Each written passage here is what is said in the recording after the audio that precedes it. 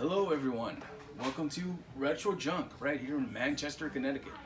We're here today for part 2, and this is going to take a very special opportunity to show off the whole inventory of this fantastic place. So join us and have some fun.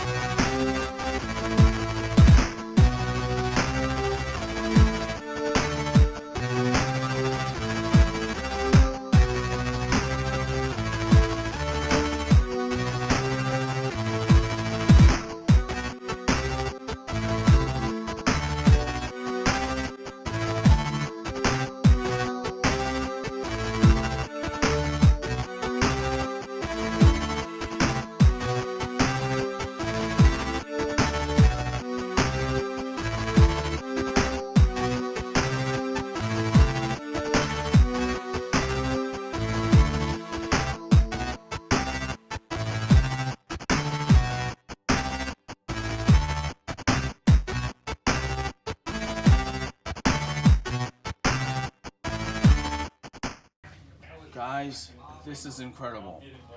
If you lived back in the 80s, this song, Walk Like an Egyptian, was everywhere. These were the women you either loved or even more loved, or maybe lust after if you're that old.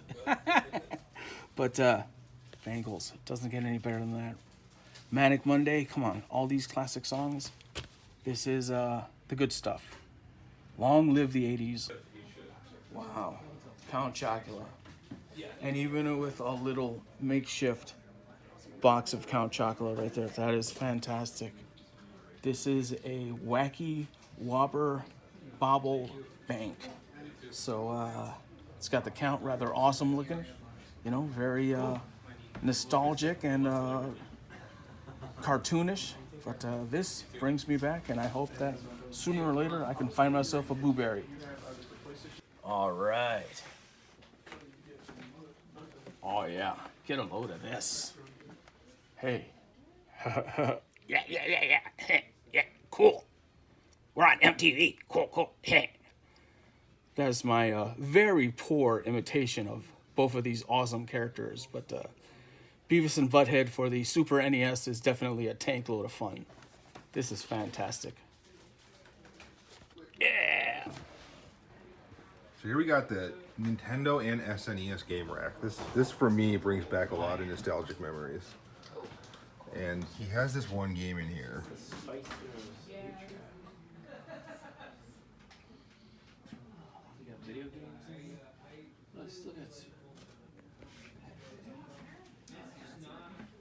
All right. He's got this game, Vegas Stakes. That was kind of an obscure one from back then. But I remember that game. I remember that there was a character in there who I swear looked like Zach from Saved by the Bell. I also remember Hal Hole in One Golf, and that was like a precursor to Tiger Woods because the gameplay was just, first-person golf. What do you got over there, Jason, Pito? have a look at this.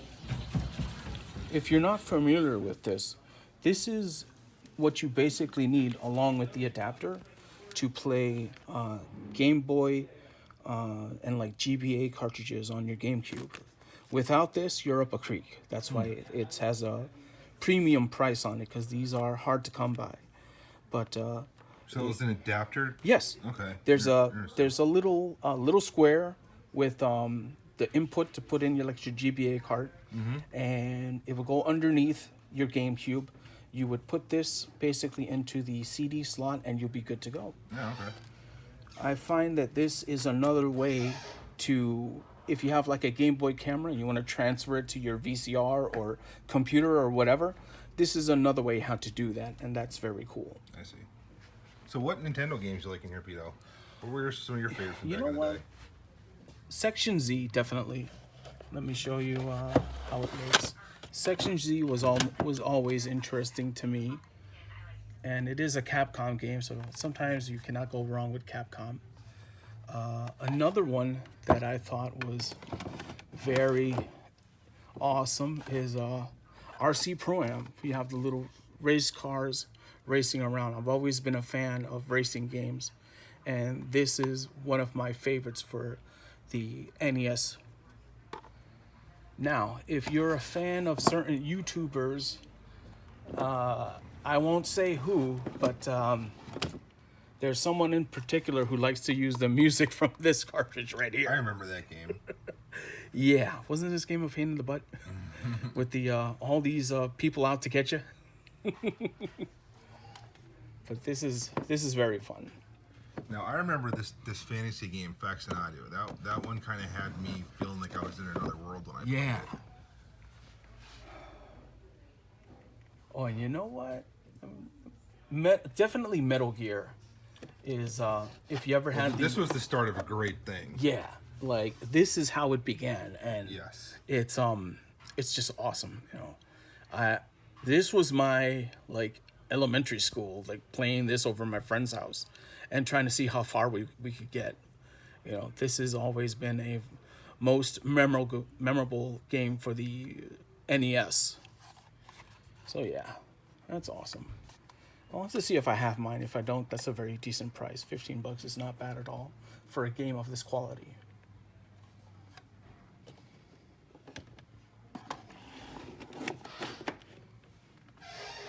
And from what I'm looking at here, let's see. I never got into Dr. Mario, but it seemed interesting though. One of the things that I think really got a jump start into collector's value was Nightmare on Elm Street, probably due to the fact of a certain angry reviewer being pissed off about it. But as you can see, that's a very up there price for it. So it's, it is what it is at this point. Now, Commando, was that the game with the character who looked an awful lot like Arnold Schwarzenegger, but wasn't because they couldn't quite pay for the rights to his likeness? Yes, I believe it was. Yeah. Let's see how it looks here. Hold on. Let me see. See how they have it there? It doesn't even look that much like him. It's just a normal soldier there. And once He's again, maybe this more of a is- Dolph Lundgren looking guy. This is also a Capcom game, which is quite cool. I did not know. I forgot. I did not know or did not notice that Commando was a Capcom game. There's an entire box of like everything in it, but it's all from like this. And who can forget the pain in the butt that is Duck Hunt? I mean, come on. You'd make it so far, and then one little thing would happen where you'd be like, Yeah, you lost all your progress. Horrible. That damn dog deserved to be shot too. I noticed there are no 10 games here. No. Those are always the worst. Here's one that I played for a little bit and has some memory of it as being a good thing. Another Capcom game, by the way. Look, Trojan. This it was like you were side scrolling and you were trying to beat the enemy, and I believe that you can go inside little areas and do like special things. If I remember correctly, the music for this game was interesting. It's not necessarily one of my favorite Capcom games, but I still remember it, so it made some impression on my younger self. You pull out Operation Wolf. Sure, where's that? Had to have one. Got it for one. Once I was scared of it. Oh, look at that. That was it. It's a very good cover. Touched it again. Yeah, it is. Also, do you remember this? You could use the gun? Yeah, I don't know exactly. This is kind of familiar. Yeah. This looks vaguely familiar. It was like you were scrolling through the little encampment and you were just Looks like how. pow, pow, pow, pow, pow, pow, pow. Who can forget Simon's Quest? The most, I can't say it, but one of the more frustrating Castlevania games. Oh, yeah. One of that, were you familiar with the way that you would find out if you didn't accidentally come across it yourself? There was a certain spot in this game where you're basically stuck in a wall and there's nothing you can do.